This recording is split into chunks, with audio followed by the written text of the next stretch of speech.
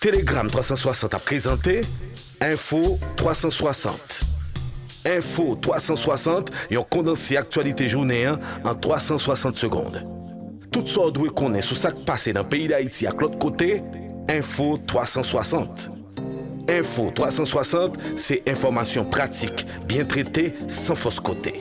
Bonsoir à tous. Dans cette nouvelle sortie d'Info 360, environ 48 heures après l'annonce faite par le Premier ministre Ariel Henry de son intention de se retirer ainsi que son gouvernement, les acteurs n'ont toujours pas finalisé la liste des personnalités désignées pour faire partie du Conseil présidentiel. Si certaines structures comme RAID et D, Compromis historique, Famille Lavalas et le collectif 30 janvier semblent avoir déjà tranché sur la question, d'autres, à l'instar de l'accord du 21 décembre et notamment Georges Chémy, Jean-Baptiste et Sorel Jacinthe se chamaillent. Les anciens députés, les vaillants Louis Jeune et Vickerson Garnier, deux noms autour desquels s'enflamment les discussions au sein de l'accord du 21 décembre. Du coup, ils sont dans l'incapacité d'acheminer leur choix à la CARICOM dans le délai imparti.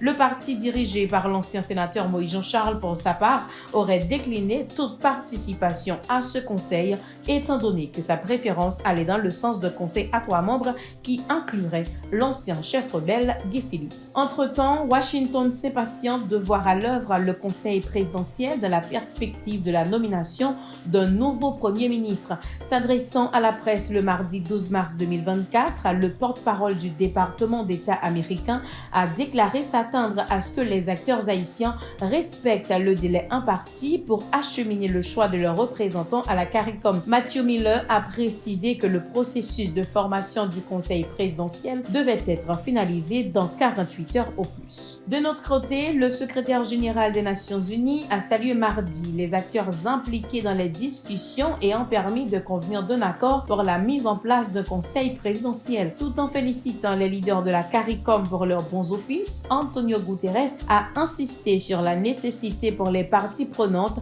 d'agir de façon responsable en vue de favoriser l'application de l'entente dans l'intérêt d'Haïti.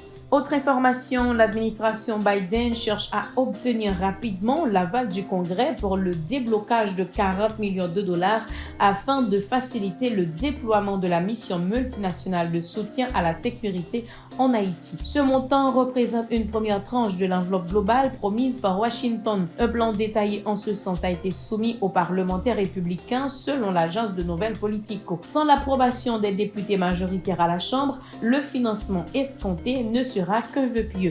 Le gouvernement kényan a plus d'une fois conditionné l'envoi de ses policiers au décaissement des fonds annoncés par les contributeurs. Insécurité en Haïti, l'ambassade américaine à Port-au-Prince est actuellement protégée par des marines de la flotte antiterrorisme. Cette information est confirmée par le commandement sud de l'armée américaine. Les agents déployés sur le terrain ont la responsabilité de tout faire pour assurer la sécurité du personnel encore en poste ainsi que les biens dont dispose la mission diplomatique américaine dans le pays. Info 360, un condensé actualité journée en 360 secondes.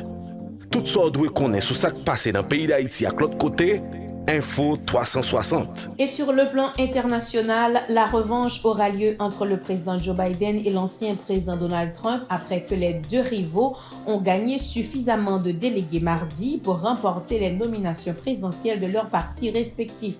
Cependant, ni l'un ni l'autre ne deviendra officiellement candidat avant le vote des conventions nationales cet été, mais une confrontation Trump-Biden est presque certaine une fois qu'ils auront rassemblé le nombre magique de délégués et resteront sans challenger majeur. Biden a déclaré dans un communiqué qu'il était honoré de devenir le candidat présumé de son parti, mais a averti que la liberté et la démocratie seraient en danger si Trump regagnait la Maison-Blanche. L'ancien président a fustigé son adversaire dans un message vidéo, affirmant à ses partisans que ce sera le vote le plus important que vous ayez jamais exprimé. Et pour finir, en sport, démarrage ce mercredi 13 mars 2024 de la deuxième journée du championnat spécial de première division lancé par la Fédération haïtienne de football à travers le comité de normalisation le week-end écoulé.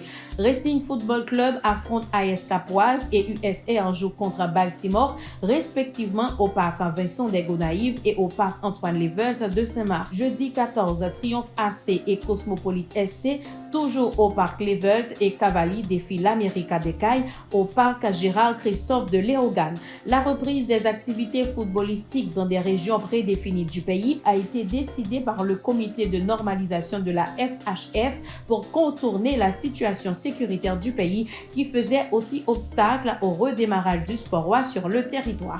Reporté à plus de 3 reprises pour des problèmes d'ordre administratif et infrastructurel, le championnat spécial de D1 a pu finalement démarrer sans incident majeur. Ici s'achève la 3e sortie d'Info 360 pour cette semaine.